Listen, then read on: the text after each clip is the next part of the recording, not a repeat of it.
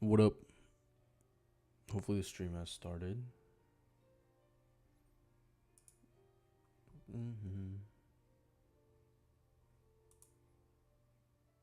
There it is. All right, it's 5:30. Gonna get working.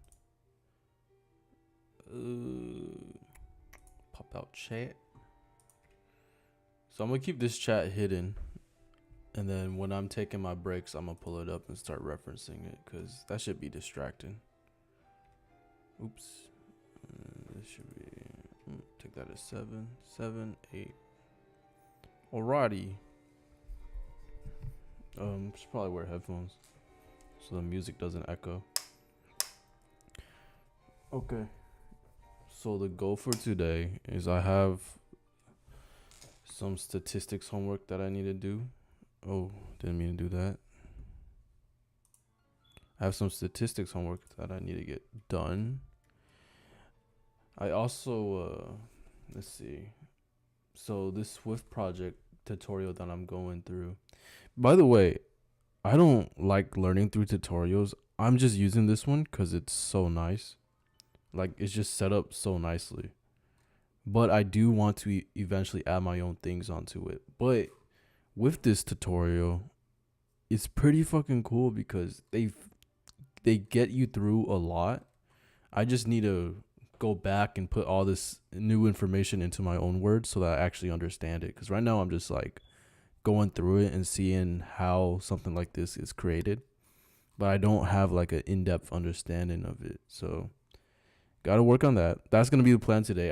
I worked through the reusable UI components part, and then I just need to understand it now. So a lot of refactoring that I don't understand that happened in this part of the tutorial that I got to get through.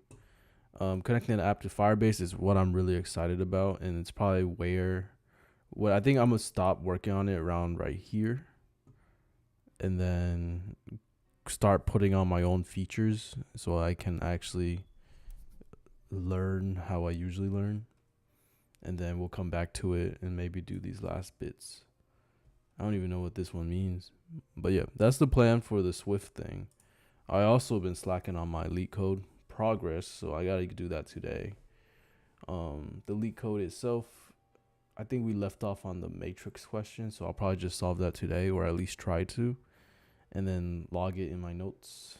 And what else? And other than that, I got image processing homework that I gotta do, and some work stuff, and statistics homework that I have to do.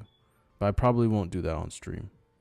So I'm gonna try to stream until I'm done with my own personal bits. Hopefully by 8 I can take a next break and then work on my homework. And then hopefully by noon I can start working on my job stuff. And then hopefully by 5 or before 5 I can do more side project stuff, and then after 5 I'm free to do whatever. So that's the plan. And yeah. So let's start the Pomodoro. I should probably create a text box. How do I do that on OBS? Text. My wire was covering it. Text. Chat. Break. Hello. We'll check chat during breaks.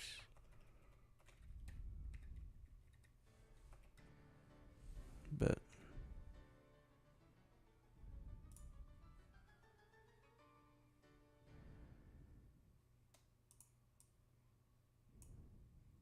Where'd it go?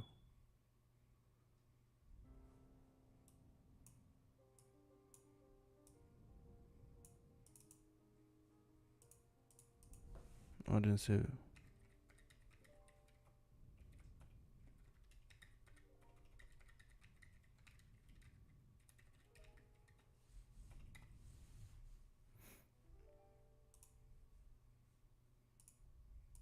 Betsky.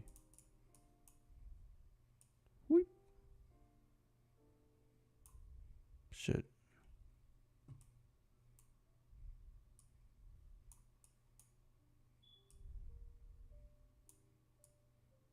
There good? Probably on the bottom.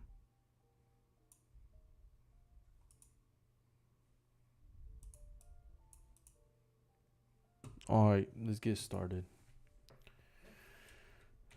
Yeah, chat is really fun talking to, but I be getting distracted. Since a lot of the people I already talked to join chat, it's like I just want to talk to them and catch up, you know?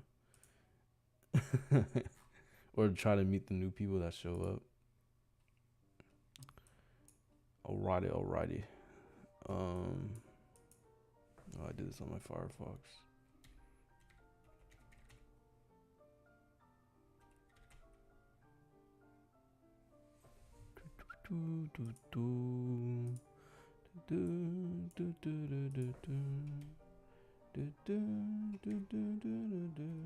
All right.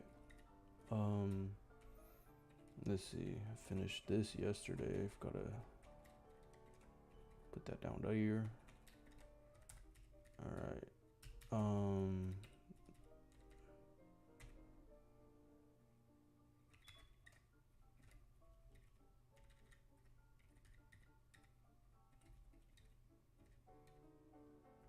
Throw this shit in there somewhere. To do.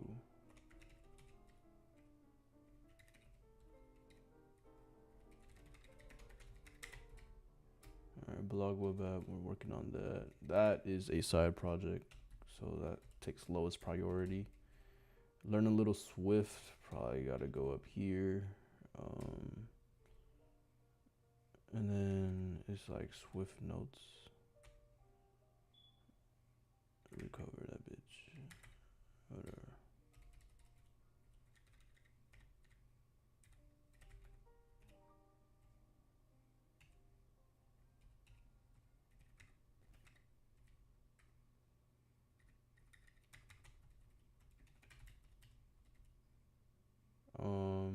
So we working on that.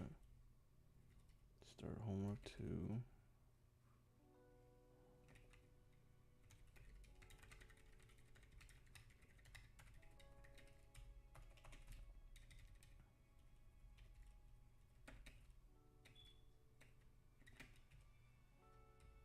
Oh my god, what's going on? Lab 7. Did I do lab 4 yet? Why'd I make this so vague? What is this lab for? Whatever, put it up here anyways. Do that shit today.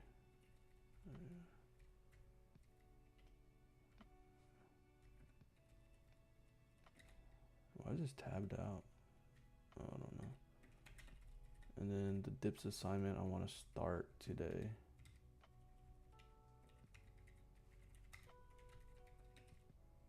And then this goes here. Learn a little Swift, study Quizlet for Monday Quizlet exam. Install and test Janky board markdown table for the LeetCode progress. Alright, bet. I really want to get that done too. Install and test Janky Border Stat Lab due the 16th. Oh, I did that already. Alright, and then what else do I got?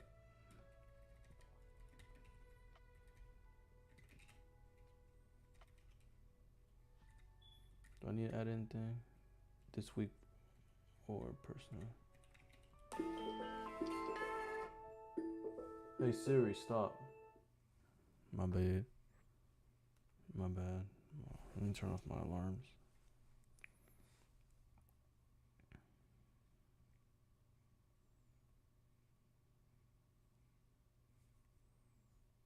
I set a lot of alarms. ZMK. I do need to merge this eventually. I want to get that done. God damn, bruh. Alright, let's just leave it here as is. What the fuck? Okay. And then the code. Nope. Why did I do that? I go here. Recover that beach. Alright. I think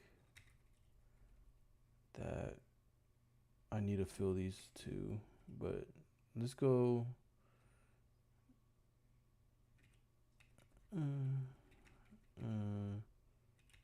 in comp. There's permutations. Okay. Word search. Let's review word search. Hopefully I give it 10 minutes and then we'll work on the next bit. Then the implementation of the last solution. So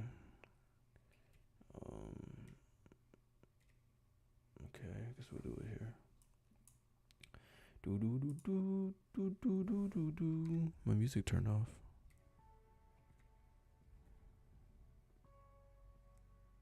What's up, Ceci? I'm learning Swift because it's pretty cool actually. I had an idea to create something within that uses like Watch OS, iPhone OS, Safari. Like I like apps that integrate everything in it, like Flow. And I want to do something similar. Like Flow is so cool. This thing, it's so cool. It works with your watch, your phone, your laptop. I also got a little opportunity to work with Swift. So it's good to brush up on it. Probably a good idea to do that. So that's what I'm doing. All right. I'm gonna start the timer. I'm gonna get to work. Get that Excalibur in here. I think what I wanted to do was the word search, right? So word search. Given a 2D grid of characters board and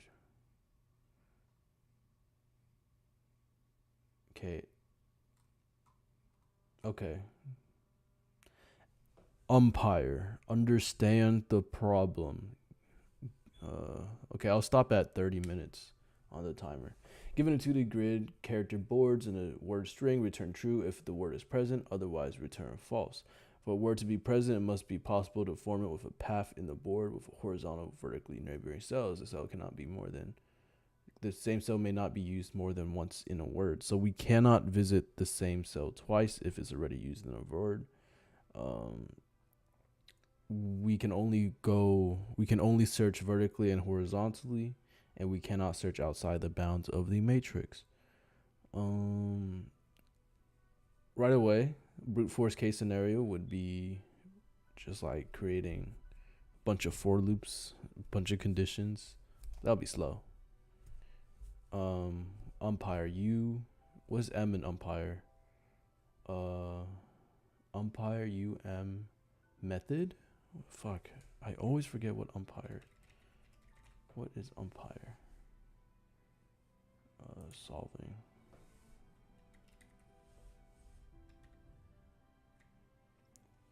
What is umpire? God damn, I hate this light. Umpire, match what it looks like. Fucking. It's backtracking. Plan. Alright, let's get a plan. Planning is the fun part. Oh shit. I should not have shown that. Please.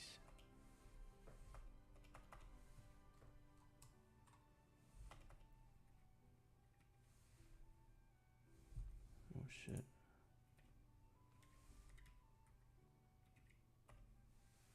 Alrighty.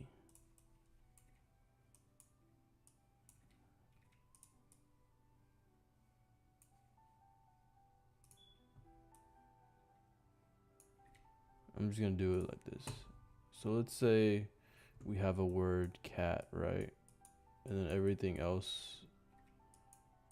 Well, why did I make this so big? We can just do it like this.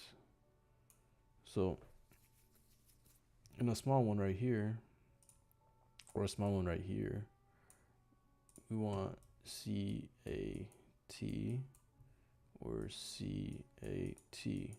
So we need some way to go through each line in the box, right? We start here. We're like, oh, C is good. We can go to A. Oh, A is good. So we have a word, right? And so that means we need some index here, so that whenever we check C, we're like, oh, C is in it. We can move this up and check, oh, is A matching what I is looking at? Oh, it does. That's cool. We can keep going. T is here. No. Now this is the simple way to put it, because it's just like there's only one direction you can head, right? Same thing with this, right? But if we were to, but there's one thing we can consider with this simple implementation. It's like once we're at C, we go to A. When A, we can either go up again or down again, right? But we already were at C, right? And we cannot use a letter that we already visited. So we can only go down technically, because these are out of bounds, right? So this means that we first need some types of bounds checking, right? So we need bounds checking. We also need tracking of our visited indices. And then we also need incrementing I when found. And then and then we need some base case to, and since we know that I is going to be incremented, that gives us a hint that I can also be where our base case is, right? Or our ending, what ends the recursive call. Because once I hits the end of this word, we know that we're done searching and then we have found a word. So then we can return true. So whenever I is found, we're good. Yeah. Now the problem comes where we have, the problem gets a little bit more complicated when we have something like this, and then date, and then doot, and then date, and then doot, and then date, and then doot, and then date, doot, and then something like that, and doot, something like that. The problem comes when we have we want to have a cat here, right? So what does something like that look like? Well, either one works. So this won't even be a big problem. What am I trying to get at? So tracking, right? Tracking can be a big problem because we are keeping track of our visited nodes. How are we going to do that? We can do it with a set or whatever, keeping track of coordinates, right? So we can have a set. Oh my God. Right again. We can have a visited set where we keep track of coordinates. For example, 0, 0, whatever. So here it'll be 0, 0, and then we're tracking 1, 0, and then we're tracking 2, 0 at the very last call. Now how this helps is that, oh fuck, made it too big. How this helps is that, oh my God, gotta be careful. How this helps is that when we are at A and we have the option go up and option go down, our visited set says, oh, we already went to 0, 0. So that means we're tracking X and Y as well. Tracking an X and Y. Our X and Y is already at 0, 0. Right? So we can ignore that and return. So at our base case, we can do bounds checking, and if it's in visited, right? So if it's in visited or is outside the bounds, we can return and then keep searching. So here, we don't need to go there. Here, we don't need to go there. Here, we don't need to go there. Here, we can go there, but it might not be right because T might not match up with what I is. So that's the next case. What happens when T does not match up with I? That is the question. Yeah. And so if it doesn't match up, you just return false, is whatever. So we have the base case. Out of bounds if it's visited. If it's neither of that, we can check the visited node, and if it is what I is at, then we can mark it as visited and keep tracking it. And now if I is at the end, that means at the next recursive call, then it will complete the thing and return true. Um, if it's not there, you just return false and you're chilling. You don't even mark it as visited. But once you return it false, you return back here. And let's say there was another column here. Let's say you go up, left, down. You want to still make sure that you have an opportunity to keep checking. So, goddamn. Sorry. So that's another thingy that we have to worry about. But the biggest benefit of using depth first search is what I'm struggling to explain. I've been thinking about how I could explain this problem, because I remember when I first did this problem, I did everything right but one test case, and that shit was so annoying. And the problem is I wasn't using a recursive way of solving this. And I'm trying to remember what happened. I'm gonna be honest with you. There was a test case where let's see.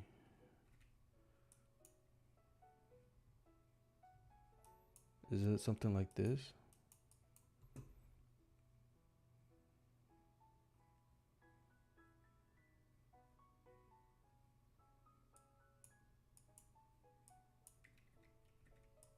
Maybe something like this. Bear with me. I'm trying to remember. But pretty much the benefit of depth first search is, let's say, oh fuck, this is not a good. I just realized it's not good. Let's move this down one. We.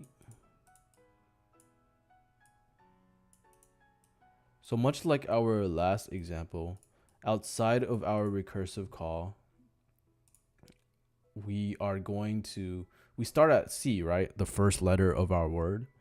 And we go left to right through our matrix until we find it, right? So we go through here, and then we go through this row until we find C. Now C is it. We can start our checking algorithm where we can go, oh, this is C. Oh my God, I gotta start using key bindings, but my keyboard sucks. This is C. We matched it. We can keep going and look around. What matches with A? Does this match with A? Let's pretend it doesn't, right? It's empty. Does this match with A? No, it doesn't. Does this match with A? No, it doesn't. Does this match with A? Yes, it does. Yes, it does. We can go ahead and mark A as visited, right? So this is marked as visited. This is marked as visited. And now we cannot return to these while we are searching around. And so in the next one, right, we are now looking for T, assuming that what we're looking at is inside our bounds and also not visited. And so now that we are at A, let me go ahead and erase this guy. Now that we are at A, we can go ahead and say, check around. Is this the thing? No, is empty. Is this the thing? No, is C. C is not T, so that's not the right thing. Is this node correct? No, it's been visited. We can't look at it, right? And so we go, oh shit, fuck. Ah, shit. I'm so stupid. This is a working case. I'm trying to force that test case that didn't work in my head, but I forget how it was formatted. Shit.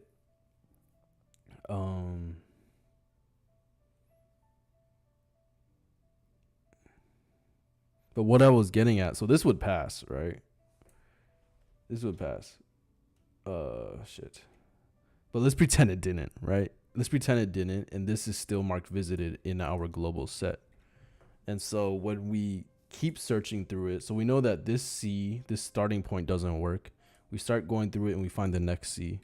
And now we're at this C, we can go through the same process again. But because this was still marked visited, we never begin the correct path to find our word. And so that's where backtracking is helpful, because when you mark that, pretend that this, when we're at A and we're like, oh, nothing around A is the letter that we're looking for. Pretend that this is not here. Nothing around A is what we're looking for. We can say that we can then pop what we did. So as we're recursive, so we go deep down the recursive call. From our first call, we go deep down, which is, and then it ends at A, right? Because we couldn't find nothing. And then as we go back to our base, we want to pop all the V's that we marked out of our set so that everything is reset back to normal. So these V's got rid of. We get rid of that shit, right? No more V's. And so in that way, we don't ever leave an artifact behind when we are solving this problem. I wish I remember the test case that fucked me, but I could think of one, but it's early. Give me a break. And we're right at 30 minutes. That's perfect. And so let's go through my solution and see what I did.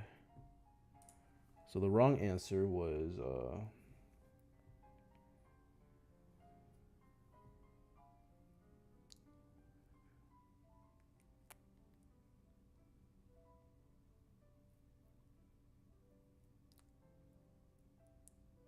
so the first solution I did is I kept a string called subword, and I would keep appending to it if we found the correct word, right? I would keep appending into it if the character we're looking at is correct.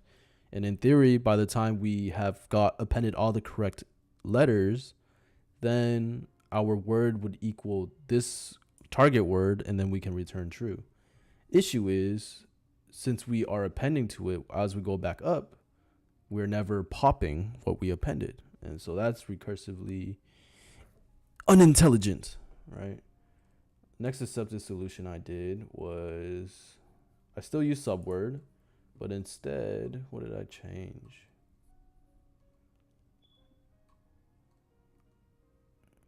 I added a used cache, right? So instead of popping the letter like I did a mix of both solutions and added a used cache, which is pretty much the visited thing I was talking about. And so we would append it, and if it doesn't go our way, we pop it, right? So we're making sure that all of the work we do is taken care of. And then a cleaner solution, I hope, is here.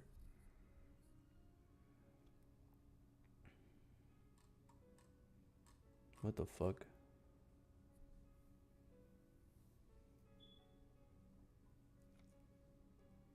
Is this the LeetCode solution?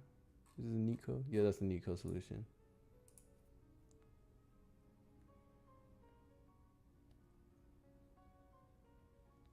And so what this guy did is he changed the matrix in place. And so instead of having a visited set, we would mark, why would I delete it? I'm so stupid. We would mark what we visited as a hashtag. So we would change it in place. And as we go back up, right, we go back up this bitch.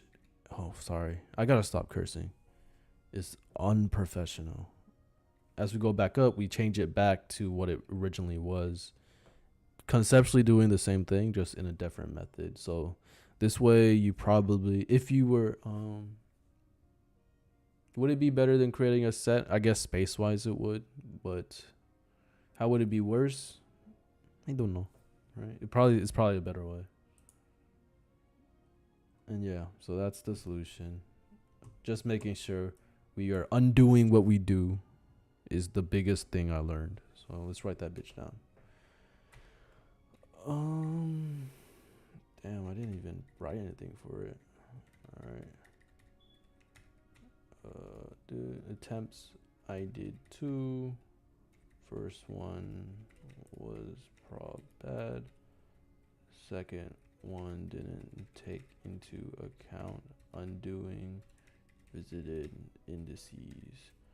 Completed. Reflection, how can I optimize this? Change matrix in place. Prob. Change matrix in place. All right. But not big deal, to be honest, right? All right, so we done with the thingy thing. All right, bet. Now let's work on our roadmap. Let me pause this real quick. Check chat. Boop. right, bet. We good. All right. Graphing. Shit. What was I working on? Walls and gates. Islands and treasures. Oh yeah, this one is a fun one. Okay, so let me go through the solution I was thinking of. So there is a cat.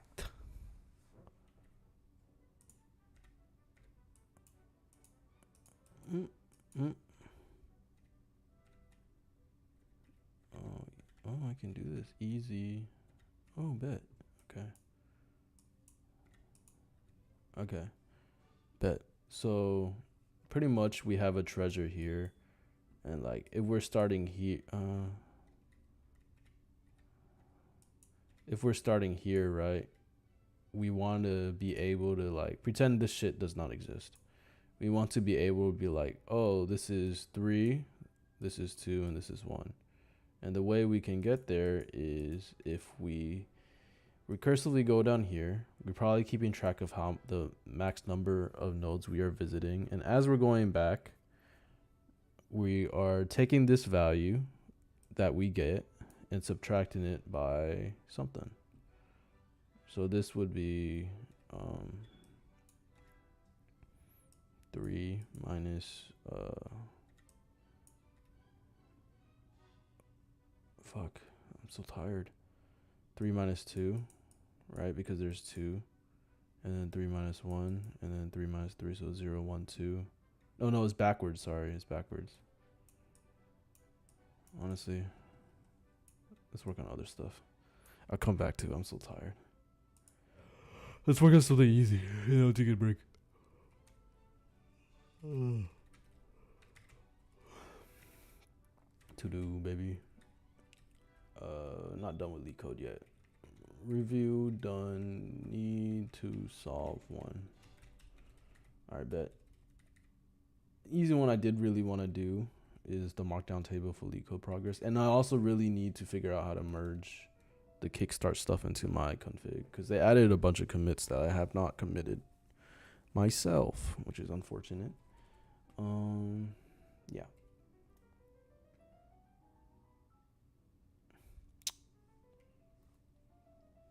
All right. So go here. Let's see, cd.config and tmux rename session config player cd and vim it's markdown. I bet. So this is our markdown thingy. I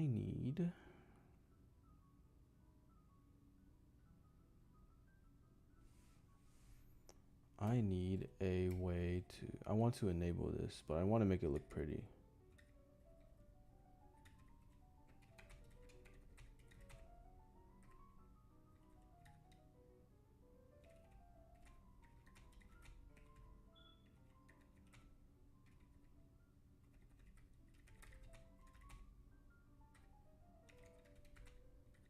All right.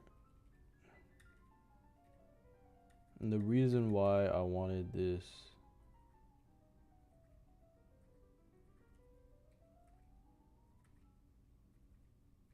I hate that.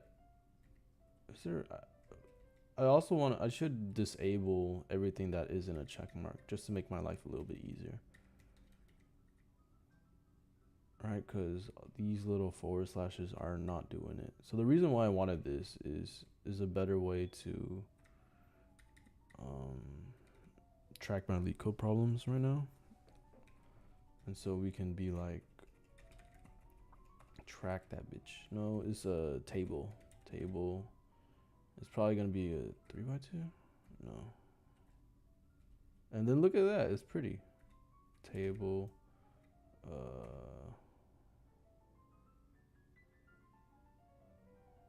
3x3 or 4x4. Look, it's so nice, right?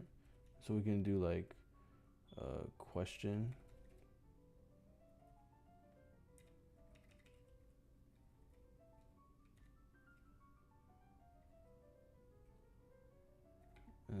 can do question, review,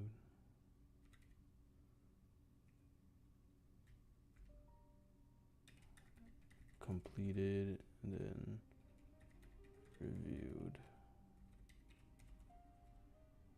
All right, bet.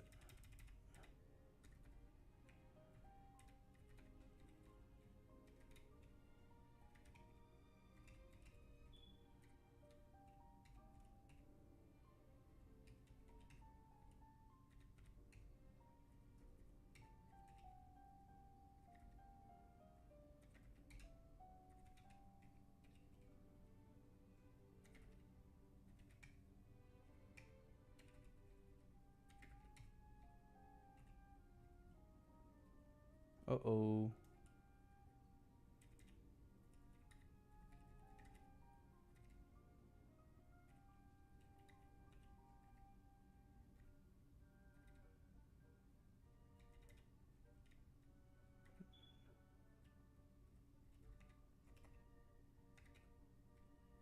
How's that look like? I shouldn't have deleted it all, huh?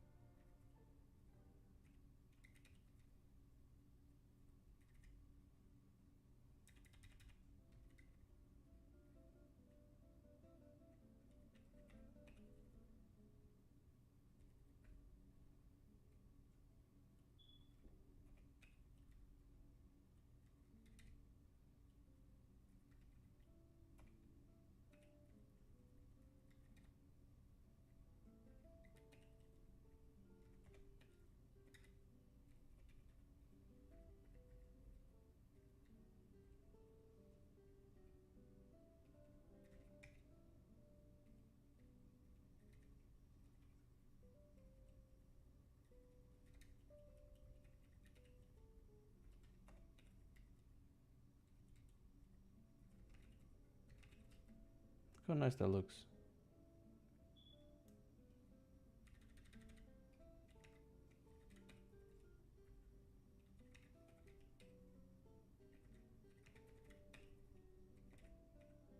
Uh,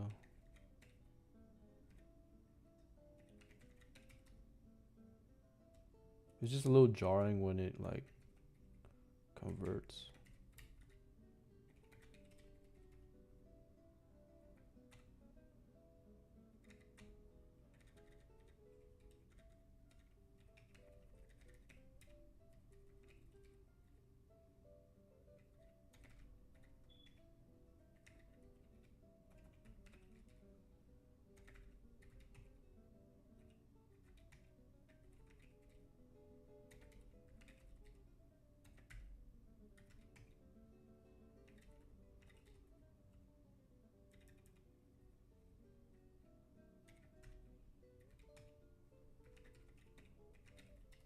Look at that.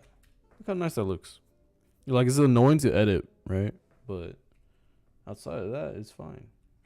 And then we can add everything else too, actually.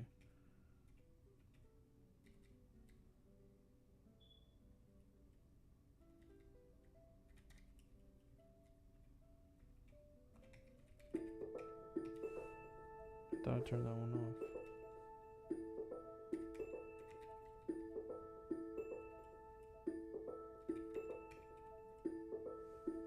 Hey Siri, stop. Sorry, apologies. 1, 2, 3, 4. 1, 2. Yeah, that's 3. I probably could do that in a macro right now, but I am very lazy at the moment, so you're just gonna have to bear with me. This goes back there, yeah? What the fuck just happened? You go there.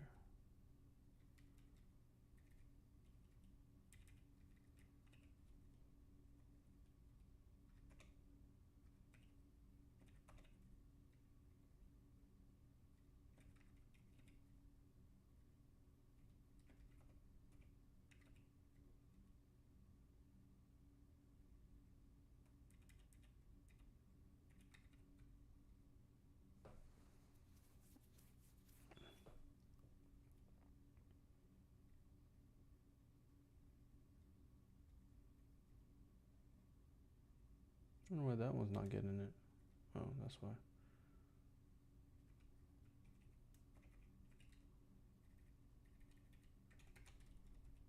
All right, I'll get faster at that in a bit, but that looks nicer. Yeah. So sick, sick, sick, sick.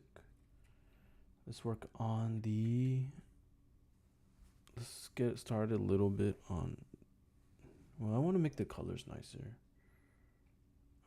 Mark view.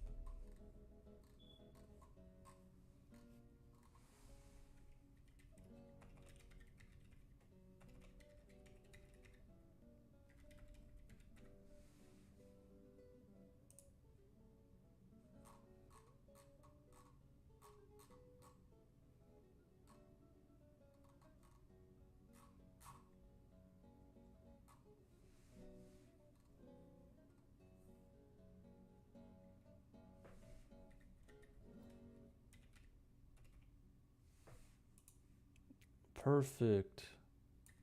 That's what I needed. So UI.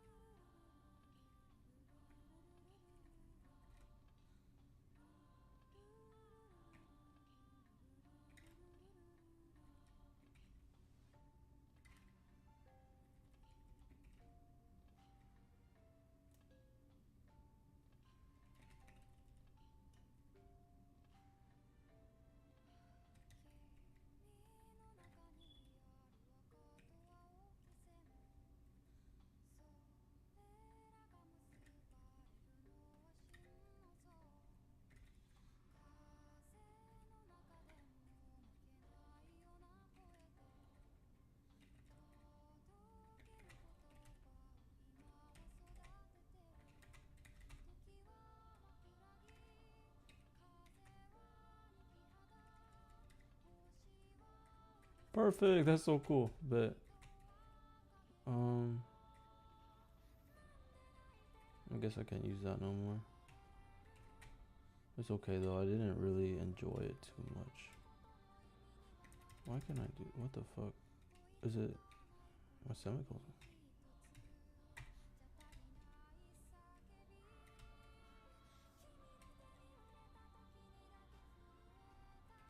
Betsky. Cool, cool, cool. So I can just. It's weird. Oh yeah, you can't have the. That's exactly what I wanted.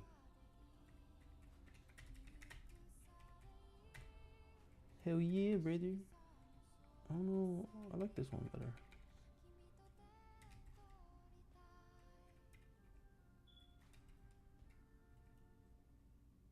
I'm gonna keep the this here though. It might be useful in the future.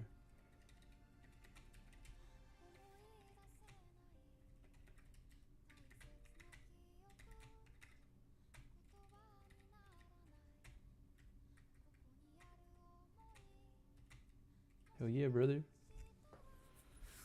Killing it.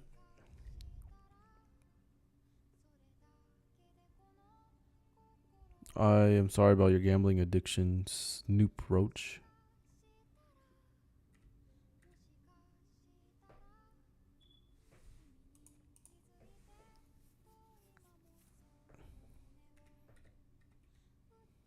All right, bet. That's exactly what I wanted with this. I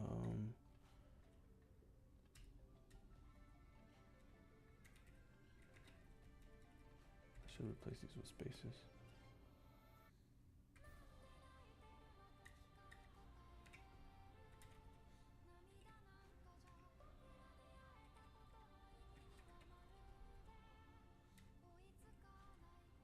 All right. Homework and lab is coming up. Why is it looking like this?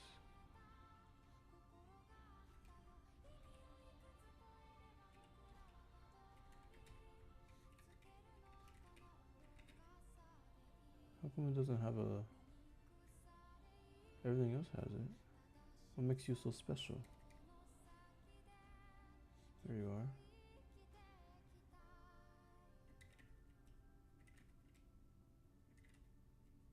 What?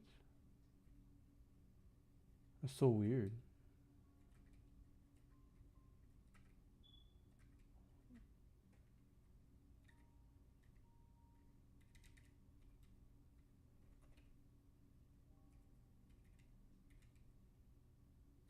No, whatever. This whole thing is a must finish anyways.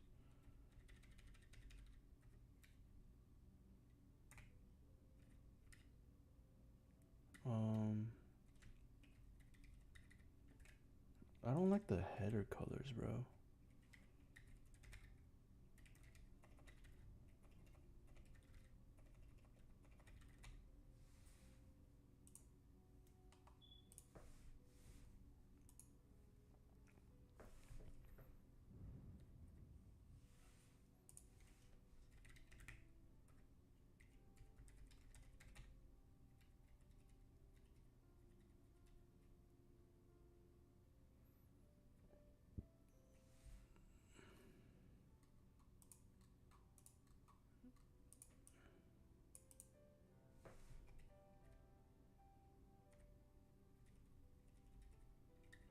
I love this though. These little cold blocks look so much better now. It could look better, but they do look a little bit better. It's pretty nice. I wish it didn't go to the end of the screen though, but hopefully there's a way to configure it to where it like cuts off right here. Or to like the max whatever. Let's do Mark View setup and then I'll take a little break. And yeah.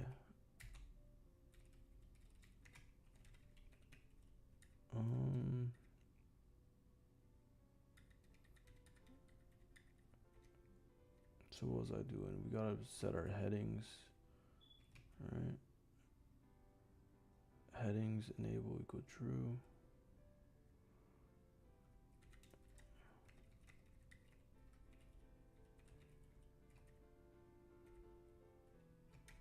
Fuck.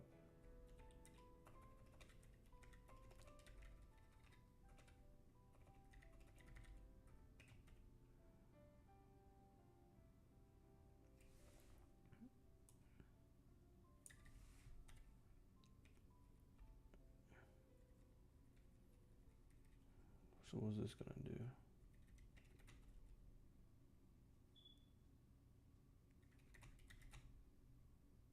Nice, so that doesn't break.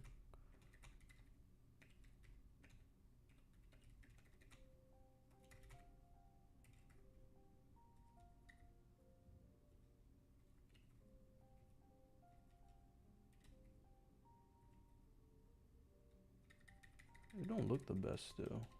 I don't think it changed at all to be honest. Let's see what other headings I can use. Yeah, I don't like the red heading. Alright, bet.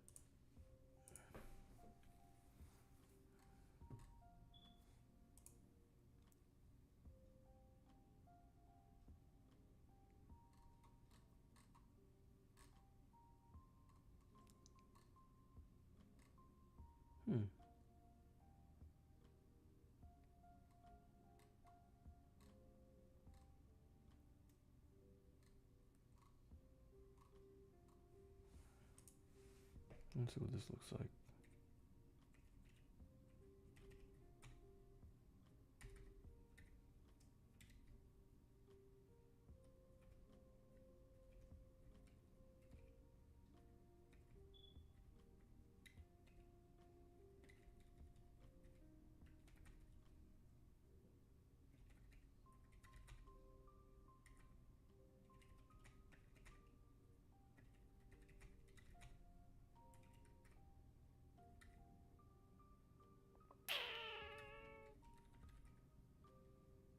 I keep getting this shit, bro.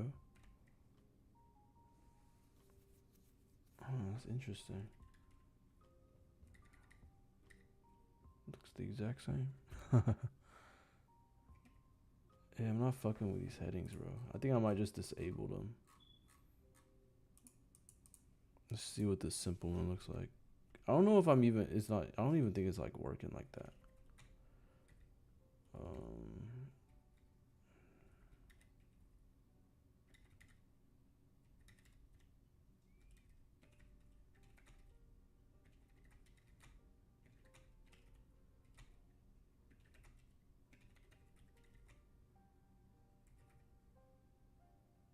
Yeah, it looks the same. I'm just gonna disable it.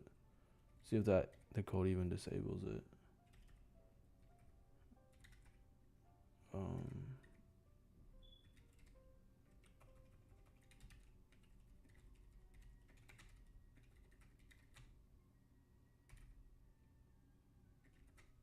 Well, I disabled UI. Maybe that's why it didn't work. Wait, no. Oh fuck! I fucked up. This is MarkView, not Obsidian. That's why. Oh, that's so stupid. I'm so stupid. Pretend that didn't work. I don't even think this is the right fucking. This is render markdown, not MarkView. I wasn't even looking at the right plugin. Oh my god. I'm not even on the same thingy anymore. Under markdown and Vim. Oy. That was a waste of time.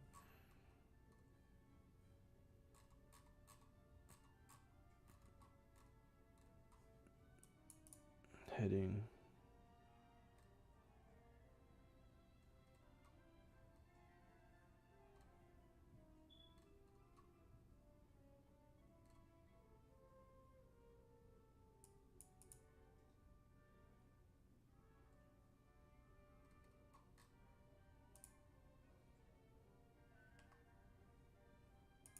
Mm-mm.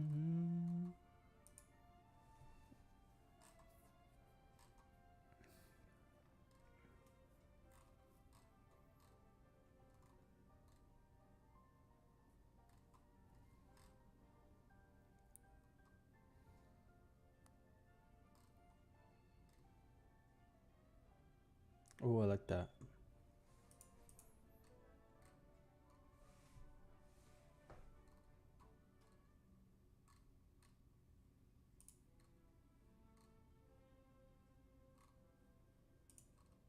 This is nice.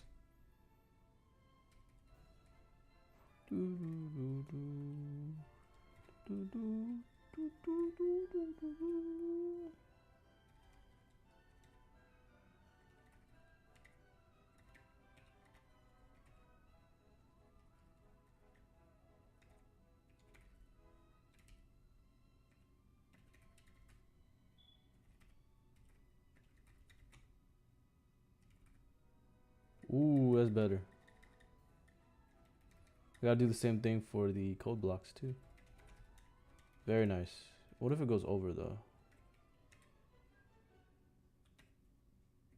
Oh, it just adapts to it, and will this adapt too? No, it won't. Whatever. I don't think my things will be that long anyways. Well, it's probably best if we do padding. That no, I like it being consistent. Yeah, as long as I keep it under that specified length. Let's make it a little longer though. 50. Will it work if I do it here? Yeah. Yeah, I think 50 is good.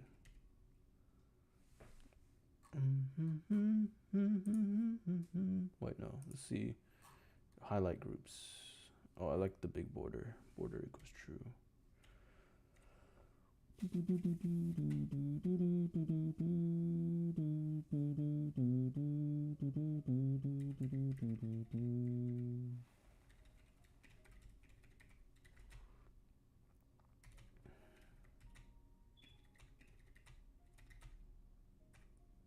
Boom. That's nice. It feels like it wastes space, but I enjoy the separation. Sick. Very nice. I hate the colors though.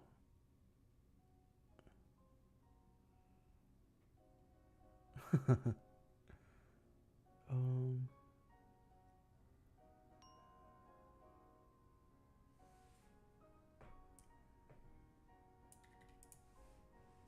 I know my thingy stopped, but I gotta finish this. Do do do do do do do do do do do do do do do do do.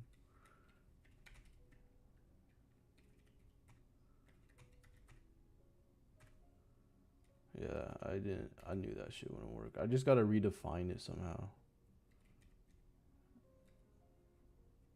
Um yeah. Let me put that in my notes.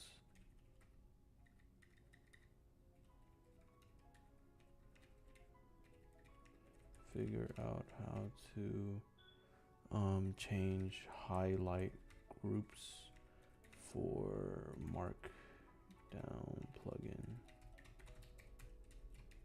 Yeah, very nice, very nice. And I wanted to do one more thing, and it was the code block. Yep. Dash line. Do my dash lines be working? Yeah, they work. And then there's, yeah. I mean, what else can you do with it?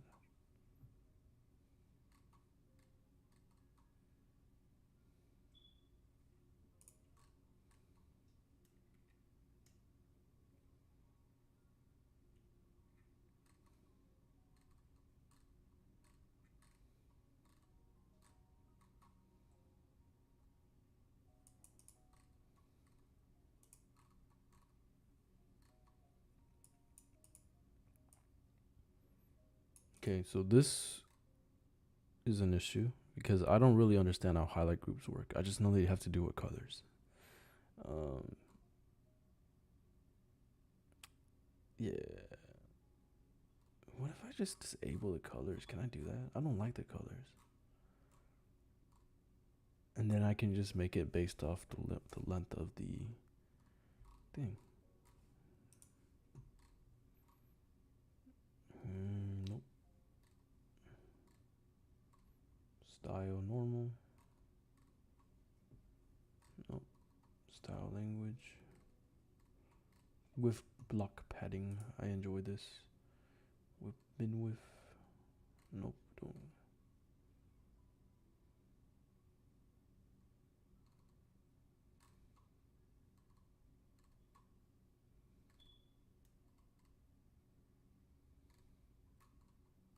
Alright, position right and then position right and then with block padding.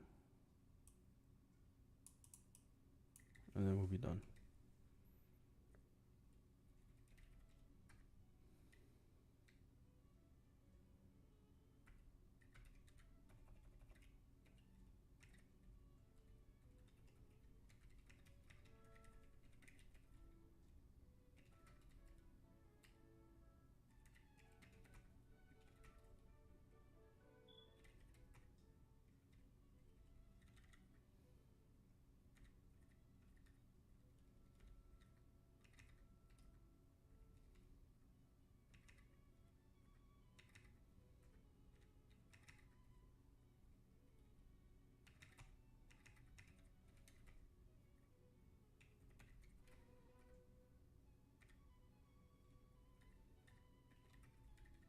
What the fuck?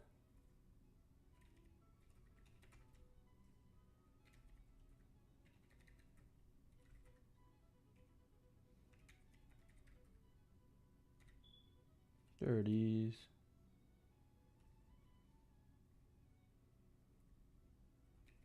Low-key ugly, kinda. I don't really like the big borders on this thing.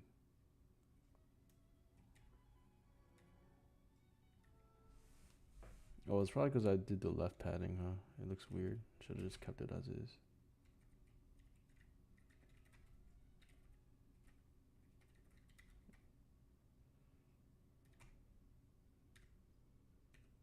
Does that look better? I don't know if it changed anything. Oh my god. I don't know what's going on with my replace files.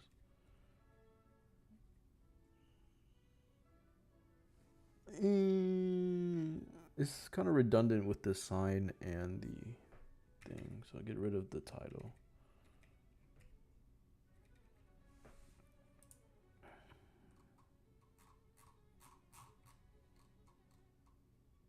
Sign equals false, style equals normal.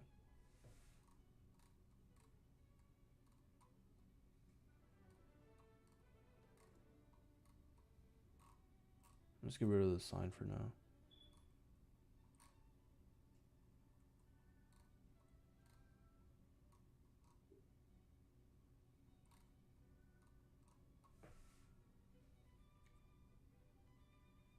I'll leave it for now, whatever. Alright. Take a little break. I'll be back.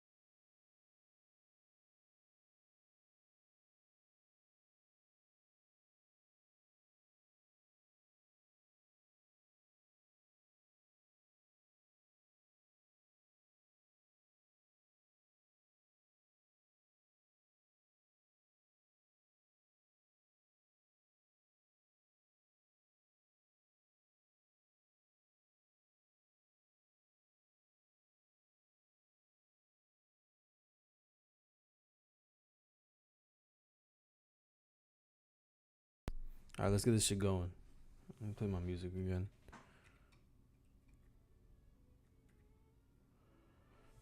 Alright, alright.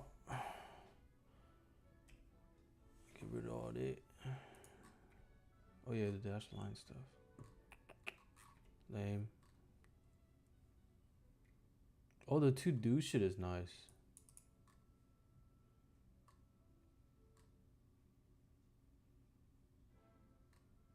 I'll do these checkboxes later.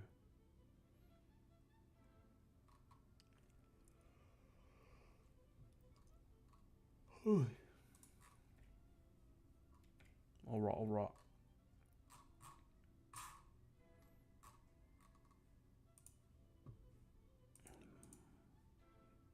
Macros? Okay, so I need to really understand how this motherfucker refactor the code. So he made a new. He's implementing a model view shit. Model view, which is a stupid fucking name. And it's an architectural pattern where pretty much, from my understanding, we have a model and a view. The model is what holds the structure of our code, the data and whatever. The view is what defines what it looks like, and the view model is how the data and the view gets connected. The view model manipulates our data and sends that shit over to the view to be displayed. Anytime the view is updated, the model is updated, and the model is updated. Like, for example, in the to-do list on the view, if we click a task is complete, that shit is shot from the view model, is shot to the view model. The view model tells the model, oh, update that value to say that it is now true instead of false. I think. But I haven't done too much reading on it, so we'll see. Popular in modern software, this how it works and the benefits. Let me see general Reddit consensus. Reddit model view. It's separate.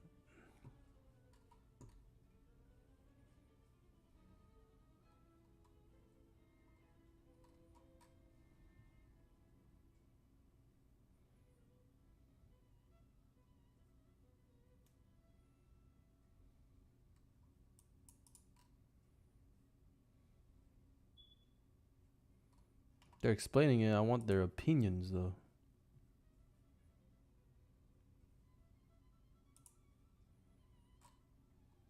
Whatever, I'll read it. Introduction.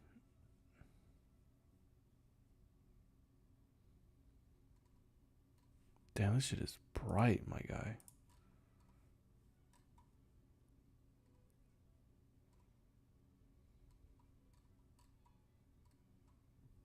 Represent the data. What the user sees, views, controls it.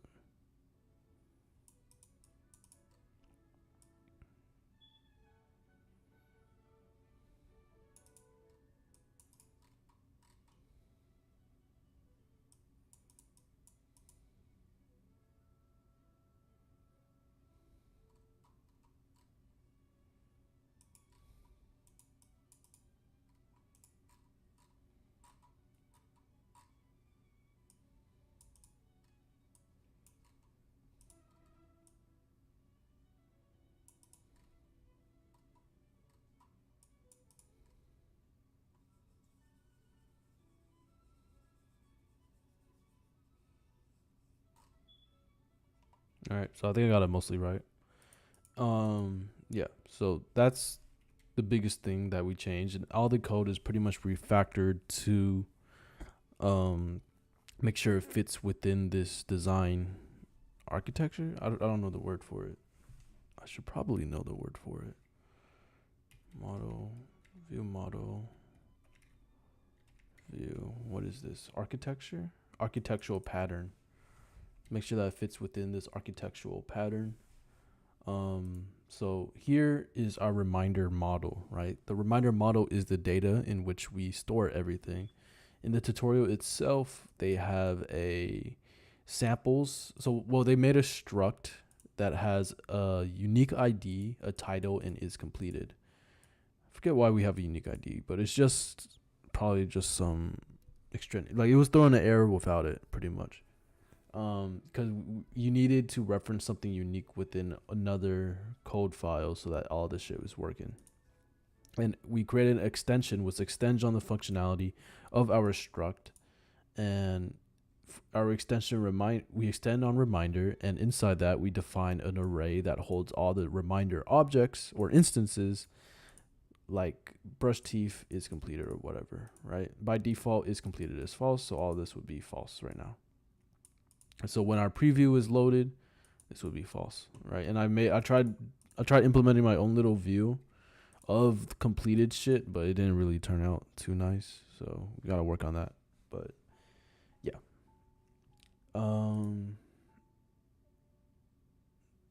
Fuck, I'm sleepy.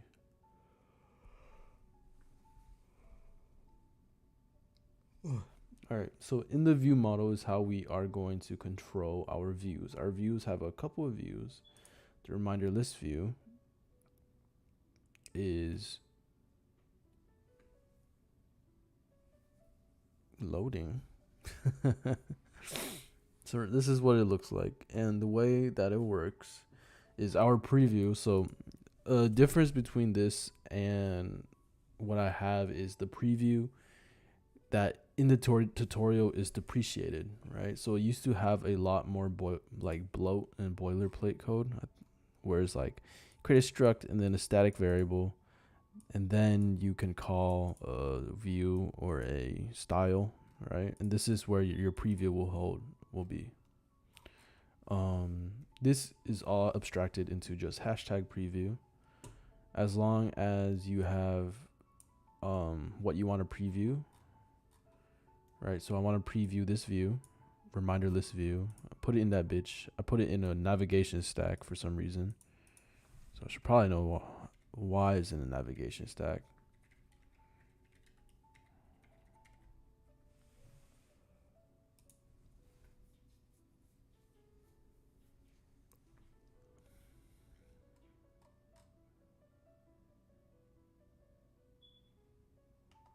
Yeah, so I know what it is, but I don't know why we used it here. Why can't you just have a normal thing?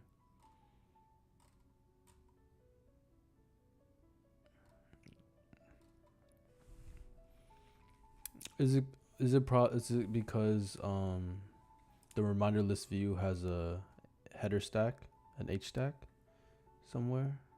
Oh, where's the H stack? Oh yeah, we moved it probably. Whatever.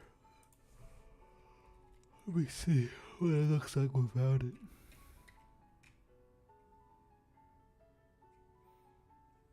So that's the difference.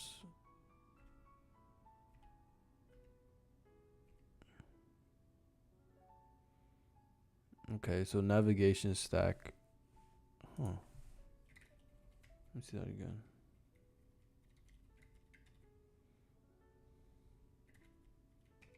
It just gets rid of the toolbar if you just preview it by itself. But the navigation stack without it doesn't allows the toolbar to be there with a header too. Before it didn't have a header, right? Yeah, before it didn't have a header. It's interesting. Huh.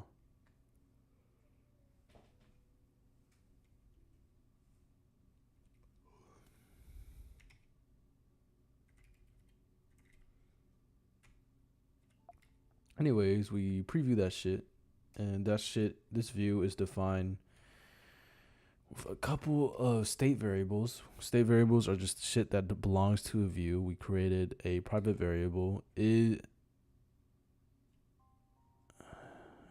add reminder dialog presented, completed, and a state object, which I forgot what it is.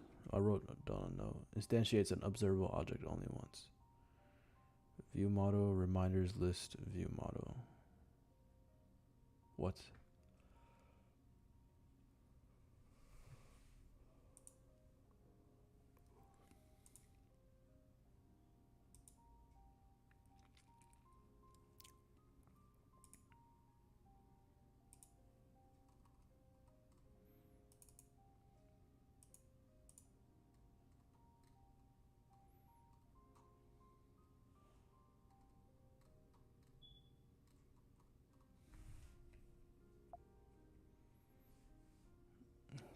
so sleepy.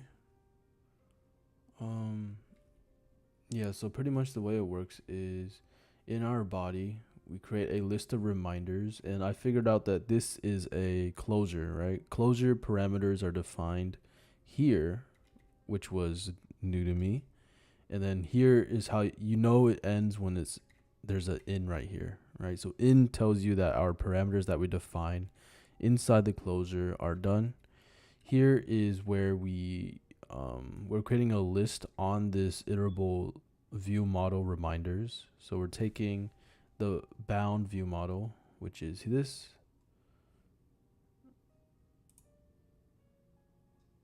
Oh, that's where it is.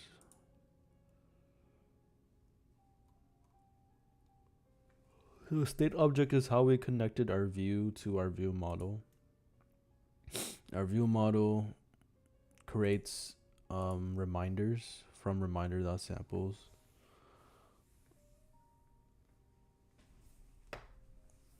Oh, fuck, I'm so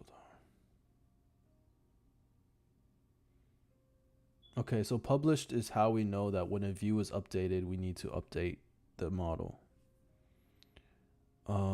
We create a add reminder function, which we used to have in the view, but we moved it over into the view model so we conform to that architectural design pattern. And then toggle completed is the same thing. Toggle complete is actually weird syntax that I had to like work through, but I got it, I think. Yeah.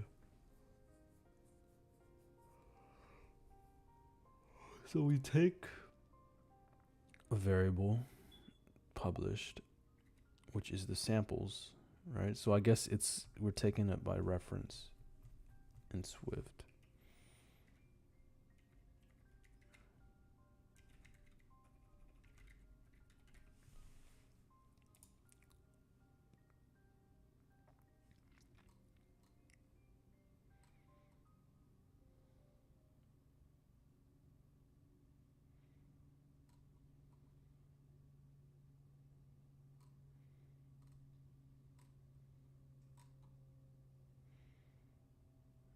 Fuck, I didn't even fucking start my timer, bruh. That's tough. So mad. I hate that I can't resize this. Why can't I resize you?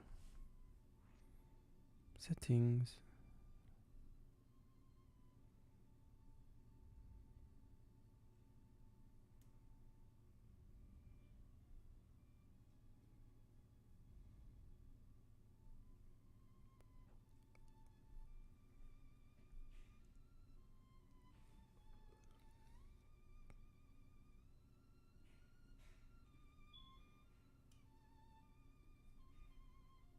I don't need motivation. Maybe I do. That's tough. Such a nice app. I'm just not in the habit of using it. I'm keep it there for now. How long has it been? I'm gonna give it till it hits like 30. Yeah, until it hits 30.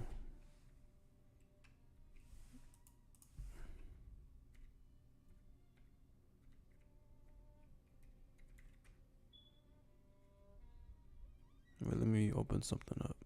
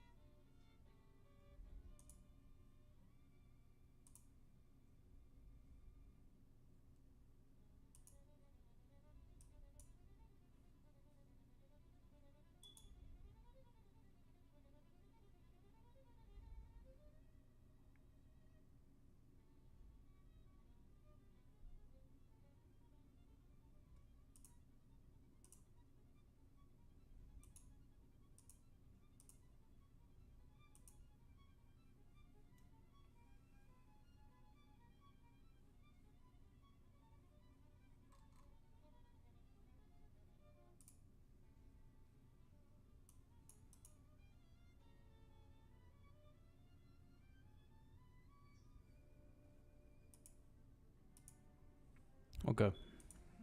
Um.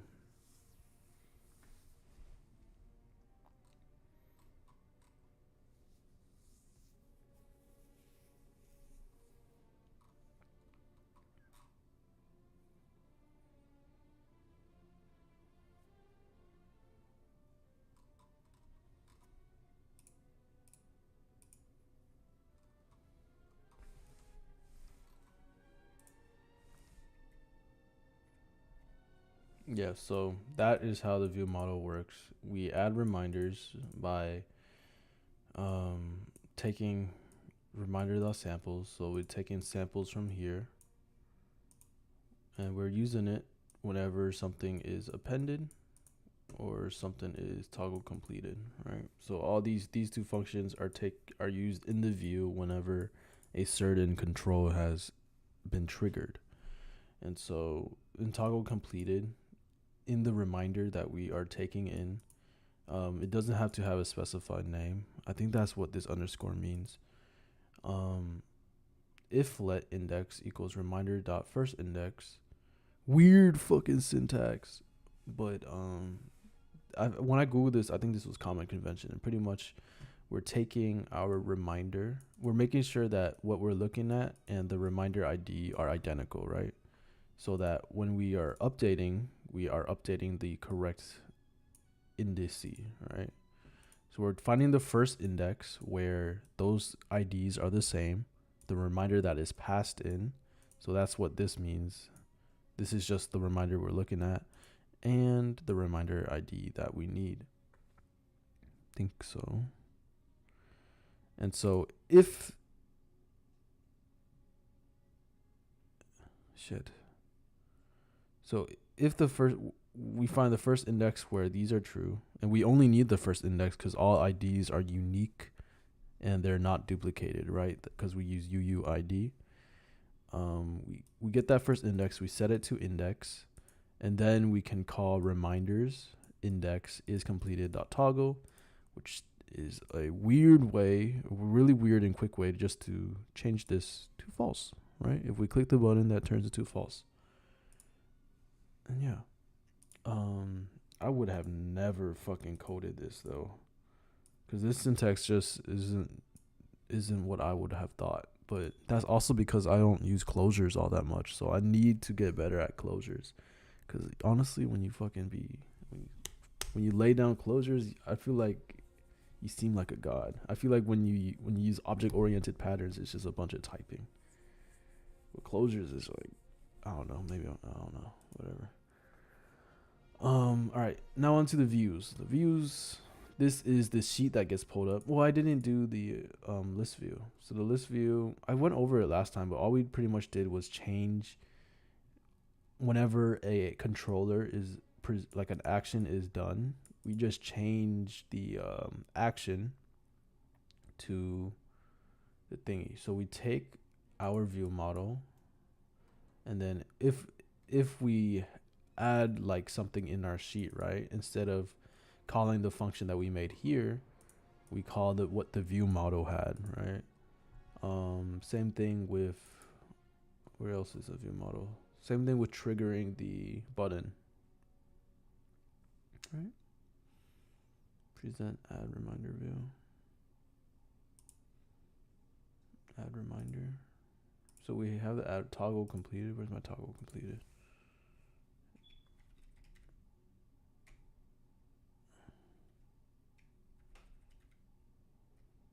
Whatever. Maybe I haven't added it yet, but yeah. So we're making everything done through the view model.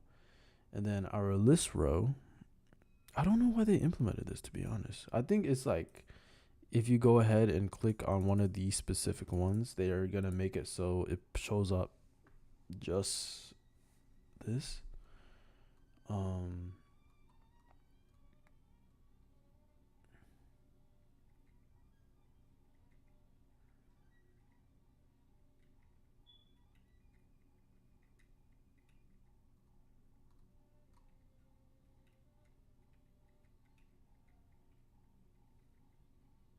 And so here's an important one. We are taking a constant, right? But then you can wrap it in a container so that you can change a constant pretty much. I don't know why, but we did it twice in the tutorial, so probably a good thing to know. In the view, we have a reminder variable with a horizontal stack, and then toggle is on, reminder is completed.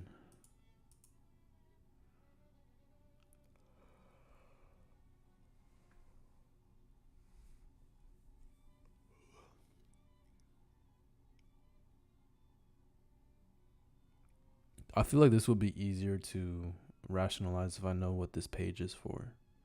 So once I get that down, I'll come back to it.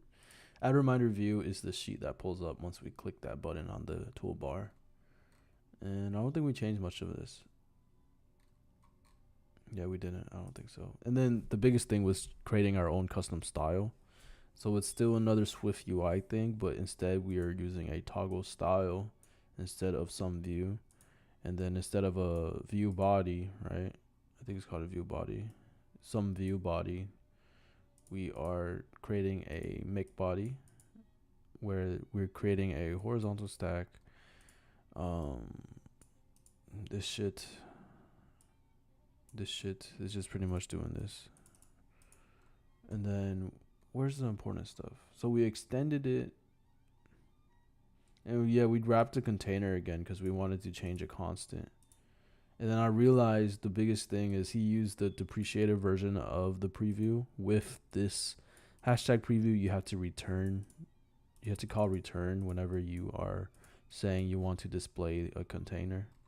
So we want to display this container. And this container will have the isOn variable that we create a view body for. And then we toggle yeah, I don't fucking know. I really don't know what this does. I gotta figure it out. Cause like, what the fuck is reminder from? That toggle style dot reminder.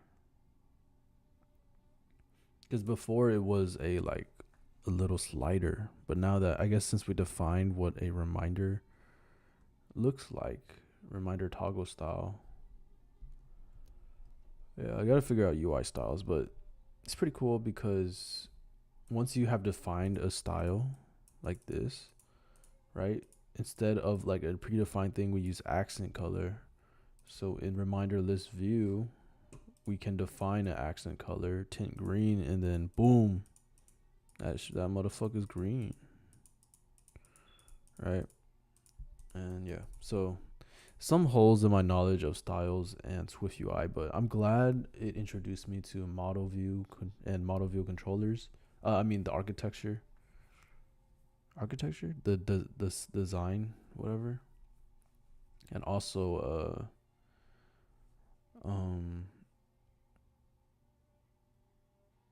also I'm excited about the Firebase thing. Mainly, I really want to learn more about that Firebase thing, so that will be cool. I'm going to go ahead and commit this stuff so I don't lose it. Yeah. That's not the git. This is the git. Uncommitted changes. We want to commit all of these, right?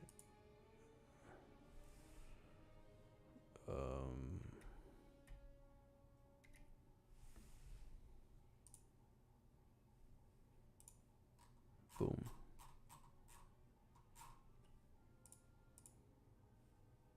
I forgot to stage it.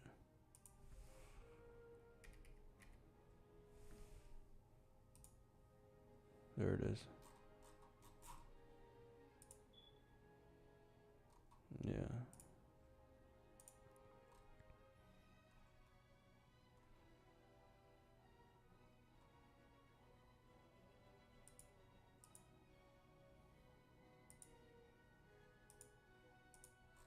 It's really cool how Apple has just a built-in visual version control thing. Like they built that shit into X, which is really nice. Probably is why X takes up so much fucking storage, bro. Yeah, I bet. Now I'm gonna get working on my schoolwork. Let me pull it up and see if I can show any of it. But excited about this for sure.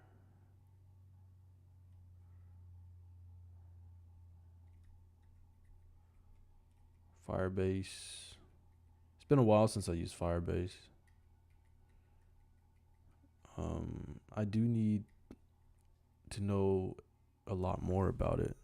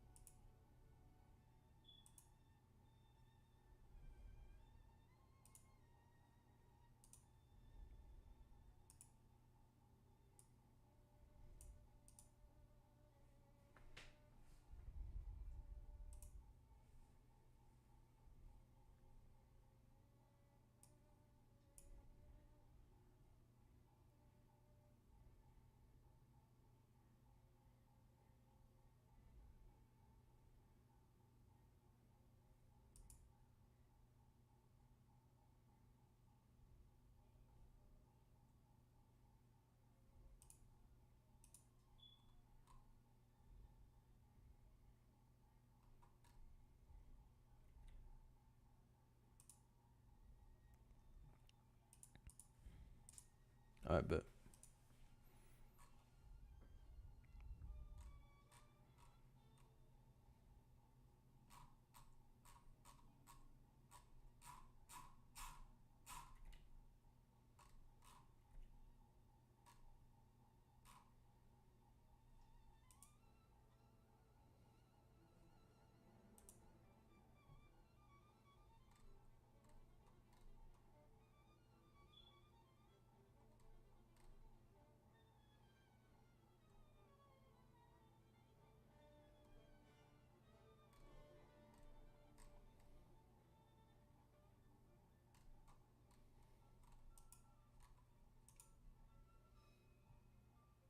It's just oftentimes new APIs spark new ideas, Yeah. and then it's just a really easy form for me to get inspiration.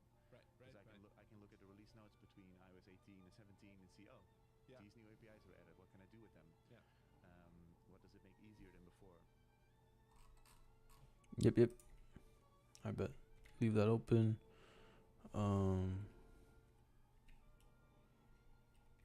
Let's see.